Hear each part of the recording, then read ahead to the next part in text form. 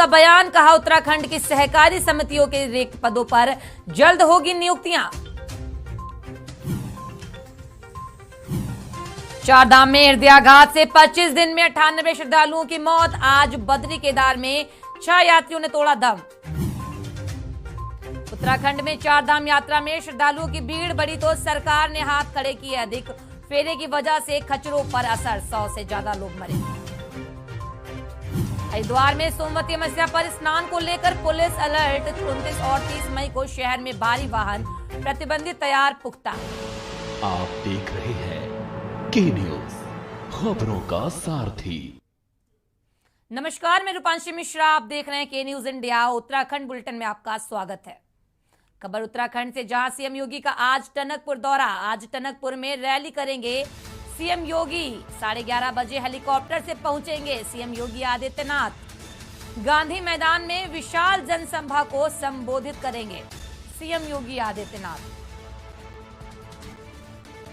11:30 बजे हेलीकॉप्टर से पहुंचेंगे सीएम योगी आदित्यनाथ। गांधी मैदान में विशाल सभा को संबोधित करेंगे।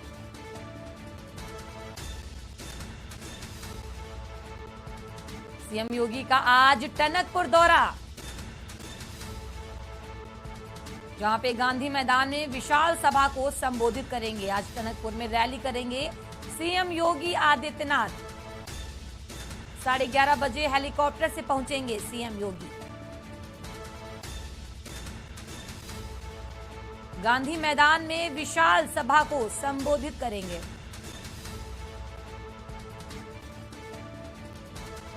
सीएम योगी का आज टनकपुर दौरा। आज टनकपुर में रैली करेंगे सीएम योगी। 11:30 बजे हेलीकॉप्टर से पहुंचेंगे सीएम योगी। गांधी मैदान में विशाल सभा को संबोधित करेंगे सीएम योगी आदित्यनाथ। सीएम योगी का आज टनकपुर दौरा। आज टनकपुर में रैली को करेंगे सीएम योगी।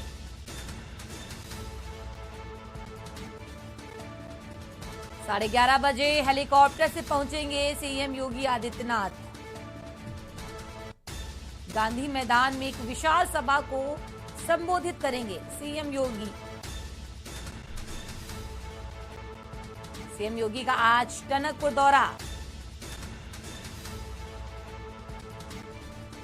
आज टनकपुर में रैली करेंगे सीएम योगी आदित्यनाथ। बड़ी खबर बता रहे हैं आपको। 11:30 बजे हेलीकॉप्टर से पहुंचेंगे सीएम योगी। गांधी मैदान में विशाल सभा को करेंगे संबोधित।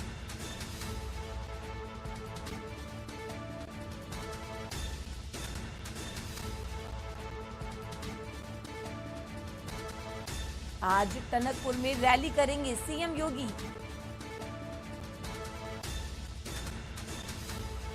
साढ़े 11 बजे हेलीकॉप्टर से पहुंचेंगे सीएम योगी। गांधी मैदान में एक विशाल सभा को संबोधित करेंगे सीएम योगी आदित्यनाथ।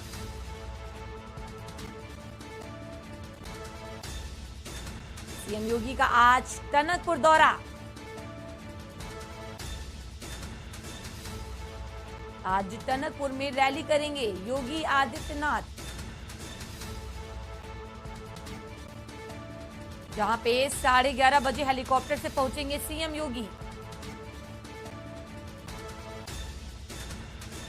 गांधी मैदान में एक विशाल सभा को करेंगे संबोधित।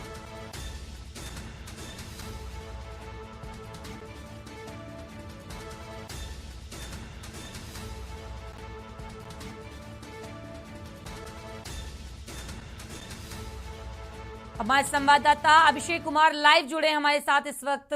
आज सीएम योगी आदित्यनाथ का टनकपुर दौरा है, क्या कुछ तैयारियां हैं वहां पे, क्या कुछ अहम जानकारी है? देखिए, आज उत्तर प्रदेश के मुख्यमंत्री योगी आदित्यनाथ चंपावत चुनाव के लिए आज 11 बजे टनकपुर के स्पोर्ट्स स्टेडियम में जो हेलीपैड है वहां पे वो हेलीकॉप्टर से पहुंचेंगे। उसके बाद टनकपुर के साथ साथ बनबसा जो विधानसभा क्षेत्र चंपावत ही है, इन दोनों जगह पर एक रैली को वो संबोधित करने वाले हैं।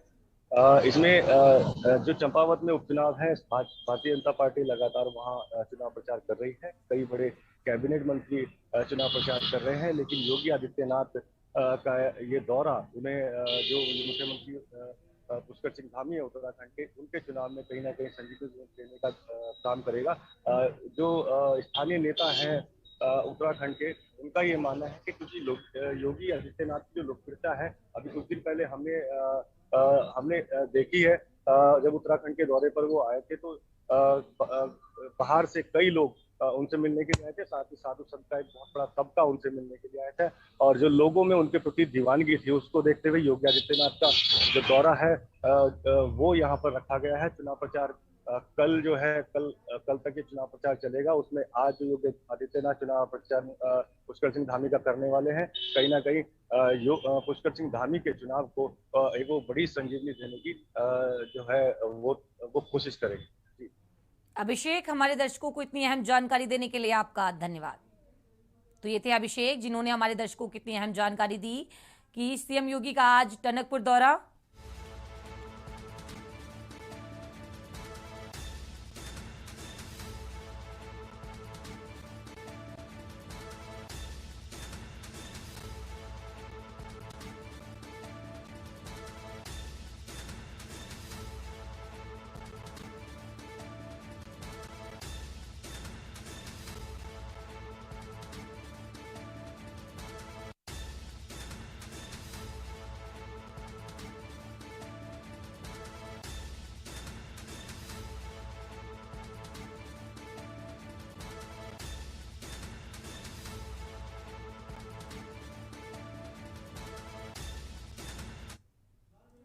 और अब खबर पौड़ी से है, जहां पर जिले के यमकेश्वर विधानसभा के लक्ष्मण झूला पुलिस ने मिशन मौर्य के तहत संत सेवा घाट तथा राधेश्याम घाट पर शराब पीकर हुड़दंग मचाने वालों को चालान किया।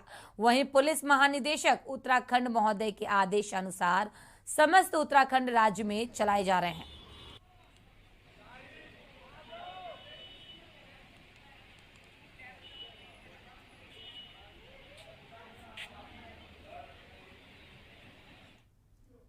केदारनाथ में चल रही 4 धाम यात्रा से एक बहुत ही दुखद खबर सामने आ रही है। केदारनाथ यात्रा में गौरीकुंड से लेकर केदारनाथ धाम तक पैदल मार्ग में यात्रियों को ले जाने का काम करने वाले बेजुबान खच्चरों की मौत का आंकड़ा 60 के पार पहुंच गया। खच्चरों की मौत पर पशुपालन विभाग की तरफ से कोई भी प्रतिक्रिया नहीं आई है, जबकि प्रशासन का कहना है कि यह सभी मौतें केदारनाथ में ठंडा पानी पीने और केवल भूसा खाने के बाद होने वाले डिहाइड्रेशन के कारण हुई है। इस मामले में जानवरों के अधिकारों पर काम करने वाली संस्थाएं हाई कोर्ट जाने की तैयारी कर रही हैं, लेकिन अभी तक खच्चरों के लिए कोई भी व्यवस्था केदारनाथ में अभी तक नहीं हुई है।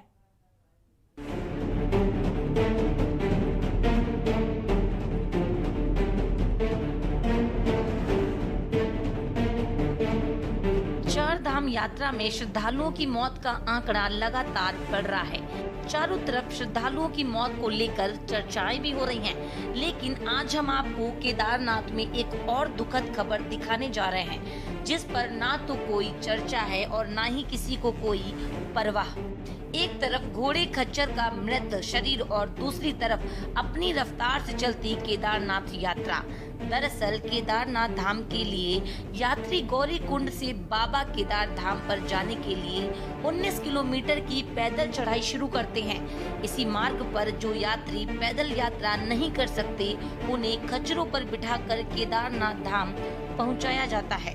इसके लिए केदारनाथ यात्रा पर सरकारी आंकड़ों के हिसाब से 2300 खच्चर यात्रा में लगाए गए हैं। पिछले 17 से 18 दिनों में इस मार्ग पर 60 से ज्यादा खच्चर की मौत हुई है, जिनमें से 55 से ज्यादा मौत डिहाइड्रेशन की वजह से, जबकि 5 की मौत चट्टानों से गिरने की वजह से हुई है। पर्यटन सचिव दिलीप जावलकर का कहना है कि इन खच्चरों की मौत ठंडा पानी पीने के साथ साथ केवल भूसा खाने की वजह से होने वाले डिहाइड्रेशन के कारण हुई है। वहाँ पर इस सीज़न में लोगों एक तो डिहाइड्रेशन बहुत होता है खच्चरों का, और डिहाइड्रेशन होने के बाद वो पानी वो पीते नहीं है या बहुत ठंडा पानी पीते हैं। सेकेंडली उसके बाद वो केवल भूसा खाते हैं, क्योंकि आज की डेट में उनको प्लेन्स में जब रहते हैं तो वो हरा घास भी खा लेते हैं, यहाँ पर केवल उनको भूसा मिलता है। तो उससे एक ऐसी कंडीशन बनती है कि उनके पेट में जो है वो अतिरिक्त मात्रा में एक गैस होती है, और उससे गास्पिंग की वजह से जो है उनकी मृत्यु की खबरें आई हुई थी। तो इसमें विभागों को कहा गया है, एक तो रोस्टिंग करने के लिए कहा गया है कि जो खच्चर चलेंगे वो भी रोस्टर के हिसाब से चले, ताकि खच्चरों को आराम मिले, वो कंटिन्यूस बैक टू बैक जो है उनकी बुकिंग न कर ली जाए।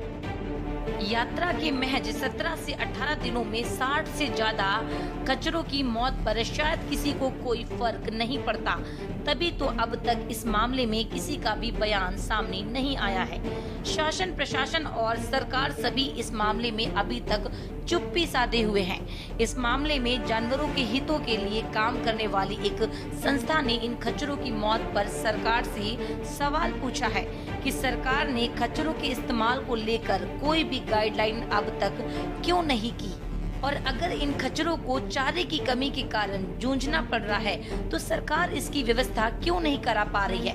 इस संस्था से जुड़ी नलिनी तनेजा का कहना है कि जो आंकड़ा सरकार के पास है उससे ज्यादा खच्चरों की मौत केदारनाथ में हो चुकी है। अभी आपको ये चीज बताई है कि सरकार ये कह रही है कि हरा, देखिए सरकार अपना गुनाह खुद ही कबूल कर रही है। वहाँ पर वो बोल रहे हैं कि हरा चारा उपलब्ध नहीं है, भूसा खाने से उनकी मौत हो रही है। तो वही तो मैं भी पूछ रही हूँ कि भूसा उनको जो चारा है, हरा चारा क्यों नहीं प्रोवाइड कर रहे हो आप? आपको इतनी इनकम हो रही है इन सब चीज़ों से, आप क्यों नहीं प्रोवाइड कर रहे? दूसरा, ठंडा जैसे वो पानी पीते हैं उनके अंदर जो है धमनियाँ जम जाती हैं, जिससे उनका भी हार्ट अटैक होता है, उनका भी मेडिकल प्रॉब्लम होता है। तो उसके लिए आपका क्या प्रबंध है? एक चीज बड़ी इंपॉर्टेंट है, वो मैं भूल गई हूँ, मैं आप सबको एक बार दोबारा से बता दूं कि सतपाल महाराज जी ने ये बोला था कि सेल्फी पॉइंट बनेगा, उसकी भी हम पुरजोर निंदा करते हैं। सेल्फी पॉइंट हम बनने नहीं देंगे। और आंकड़े इकट्ठे करके जल्दी हाईकोर्ट नैनीताल में एक रिट याचिका डालने वाले हैं। उस रिट याचिका में हम सरकार को भी पार्टी बनाएंगे और जो जो जिम्मेवार है इन अफसरों का, ताकि ये गाइडलाइंस तय करें उनके लिए, और उन पे जो ऑर्डर है एनिमल टू क्रुएल्टी एक्ट में आते हैं जो कि ये यूज़ कर रहे हैं उनका, क्योंकि वहाँ वेटनरी कोई डॉक्टर नहीं है, व्यवस्था नहीं है, फर्स्ट एड की व्यवस्था नहीं है, वेटनरी हॉस्पिटल नहीं है वहाँ पर। पूरा केदारनाथ की यात्रा इन्हीं पे डिपेंड है, खच्चरों रोज पे। आप इतनी इनकम उनसे अर्न कर रहे हो, उनके लिए एक हॉस्पिटल तक नहीं बना पाए, वहाँ पर टेम्परेरी हॉस्पिटल बनाना चाहिए था। प्रदेश में चल रही चार धाम यात्रा में श्रद्धालुओं की मौत से जुड़ी खबरों पर प्रशासन संज्ञान भी ले रहा है और चिंता भी जाहिर कर रहा है, लेकिन यात्रा में 19 किलोमीटर सामान लाने और ले जाने के साथ साथ यात्रियों को बाबा केदार के दर्शन करवाने वाले खच्चरों की मौत पर ना तो शासन कोई सुध ले रहा है और ना ही इन बेजुबानों के लिए आंसू बहाने वाला कोई है। और जो संस्थाएं हैं अब सरकार से सीधा सवाल कर रही हैं, उन्होंने भी यात्रा शुरू होने से पहले इन खच्चरों के लिए कोई भी कदम नहीं उठाया, जबकि उन्हें पता है कि हर साल यात्रा में खच्चर इस्तेमाल किए जाते हैं और इस दौरान उनकी मौत भी हो जाती है। देहरादून से कैमरामैन आशु शर्मा के साथ अभिषेक कुमार, के न्यूज इंडिया। और अब खबर रुड़की से है, जहां पर देश के नामचीन संस्थान ITI रुड़की ने आसपास के शिक्षा संस्थानों एवं अनुसंधान संगठनों के साथ साझेदारी हेतु समझौता ज्ञापन पर हस्ताक्षर किए और ITI रुड़की में उपलब्ध सभी तकनीकी सुविधाएं एवं शैक्षणिक संसाधनों को इन संस्थानों के लिए उपलब्ध कराने का आश्वासन दिया। IIT रुड़की स्थापना के 175 साल के समारोह के अवसर पर आज IIT रुड़की द्वारा उत्तराखंड और 5 चयनित शिक्षण संस्थानों जैसे ग्राफिक एरा, स्वामी राम हिमालयन विश्वविद्यालय, jolly grant Noida, institute of engineering एवं टेक्नोलॉजी नोएडा तथा NIT उत्तराखंड के साथ साथ कॉलेज ऑफ इंजीनियरिंग रुड़की के साथ सहयोग के लिए प्रारंभिक ढांचा स्थापित करने पर सहमति व्यक्त की और समझौता ज्ञापन पर हस्ताक्षर किए गए। आईआईटी रुड़की के डिप्टी डायरेक्टर अरुण कुमार ने बताया कि एमओयू के होने के बाद आईआईटी रुड़की इन संस्थानों को तकनीकी व अनुसंधान, नवाचार और विकास क्षेत्र में सहयोग करेगा।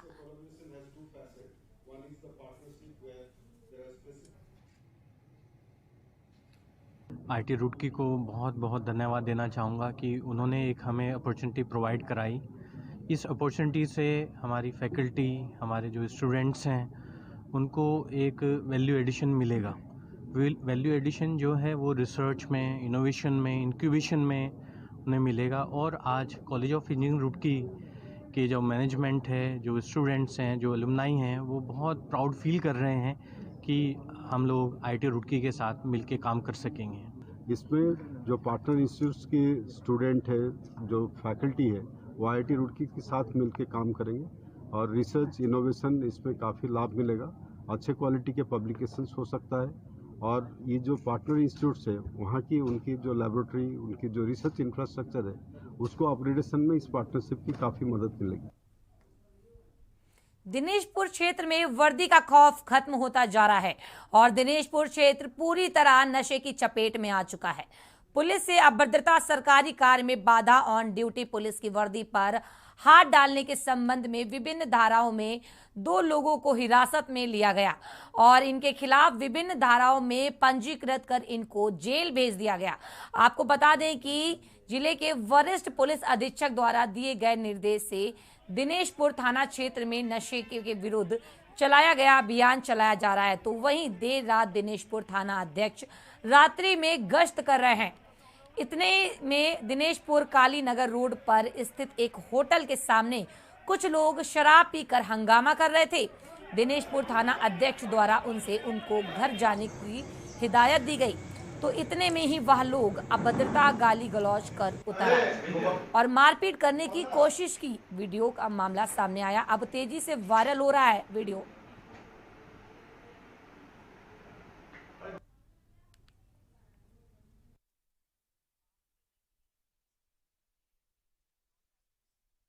रात ऐसा हो, मैं खुद गश्त पर था, सूचना मिली कि जो है सुभाष चौक से जो काली नगर रोड जाती है उस पर कुछ लड़के जो है शराब पी के हुड़दंग मचा रहे हैं। मैं खुद भी मौके पहुंचा तो उनको समझाया गया, वो समझे नहीं। ऊपर से पुलिस से बोलने लगे, राजकार्य बाधा पर व्यवधान करने लगे वो, तो उनके विरुद्ध मुकदमा कायम करके उनको गिरफ्तार करके जेल भेजा गया।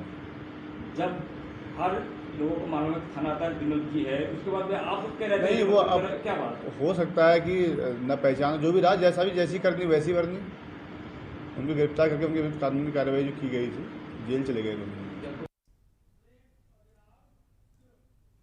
फिलहाल अभी के लिए लेते हैं एक छोटा सा ब्रेक, बने रहिए हमारे साथ। आप देख रहे हैं के न्यूज, खबरों का सारथी। देखें कौन नया खिलाड़ी आया है, समझा देते हैं, प्यार से समझाएंगे, धीरे धीरे से, वो भी अपनी जुबान में।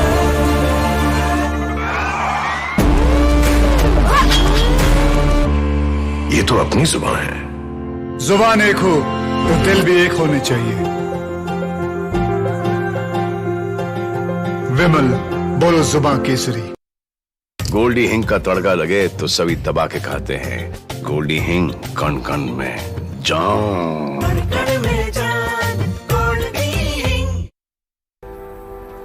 कुछ दिन ऐसे होते हैं when I love my job, और कुछ दिन ऐसे होते हैं कि आई हेट इट। एक पायलट पे होता है इतना प्रेशर कि कूल रहना इज नॉट दैट इजी। पर गर्मी में घर को कूल रखना is now too easy with summer cool coolers. Summer cool celebrates the release of runway 34।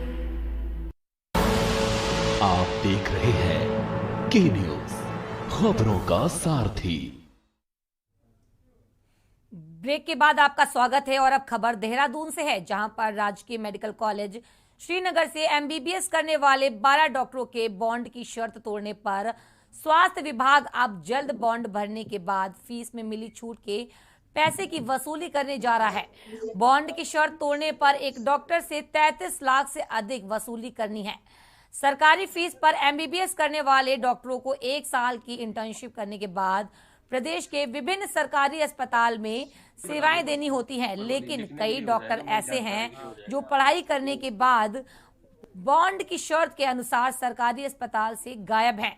ये डॉक्टर 2008 से 2012 बैच के हैं। वहीं इस पर जानकारी देते हुए स्वास्थ्य महानिदेशक डॉक्टर शैलजा भट्ट ने कहा कि बार बार चेतावनी देने के बावजूद ज्वाइनिंग नहीं की है और बॉन्ड की शर्तों के मुताबिक उनसे वसूली की जा रही है। ज्वाइनिंग नहीं दी है और बार बार उनको चेतावनी दी है, बार बार उनको समय भी दिया गया है।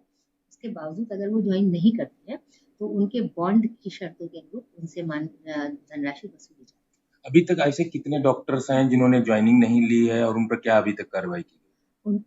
कई डॉक्टर्स ऐसे हैं जिनसे वसूली भी की गई है और कुछ डॉक्टर ऐसे भी हैं जिनको हमने अपनी चेतावनी देते हुए ये कहा है कि ये अब आप ज्वाइन करें और एक शपथ पत्र भी दें कि अगली बार से ये स्थितियां नहीं।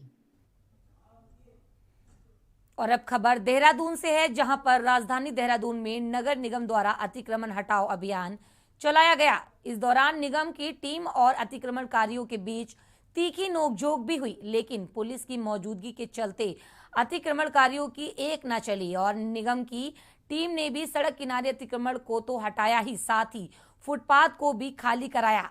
इसके अलावा कुछ दुकानदारों के चालान भी किए गए।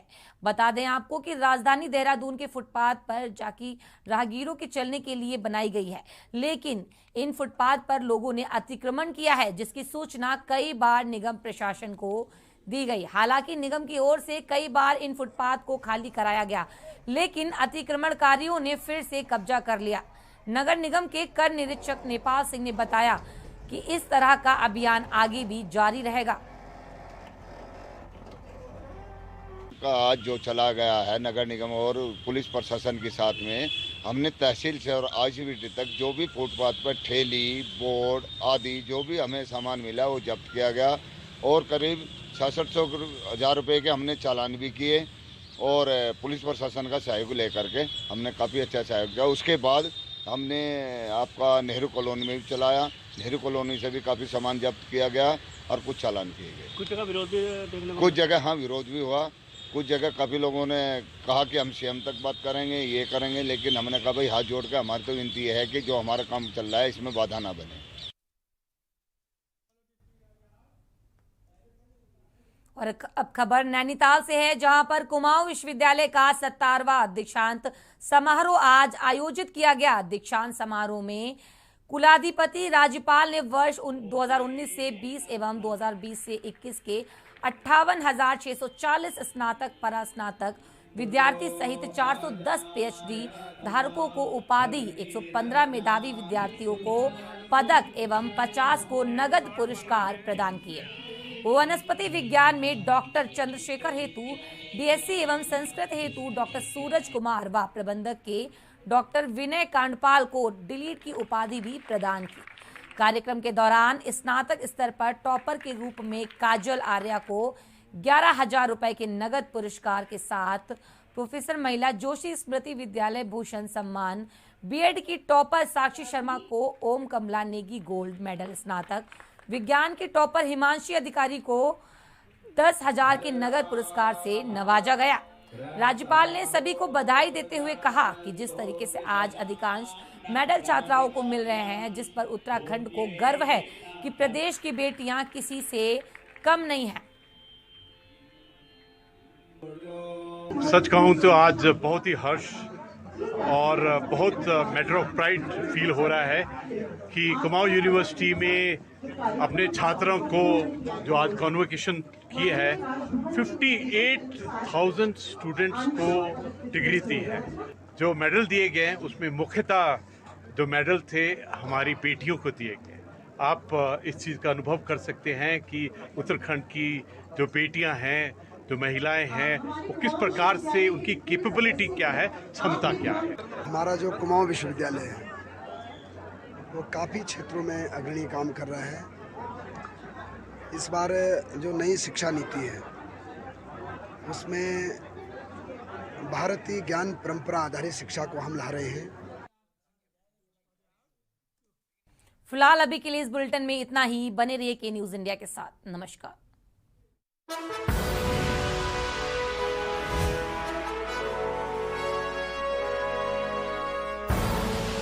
आप देख रहे हैं के न्यूज, खबरों का सारथी। देखें कौन नया खिलाड़ी आया है, समझा देते हैं। प्यार से समझाएंगे, धीरे धीरे से, वो भी अपनी जुबान में।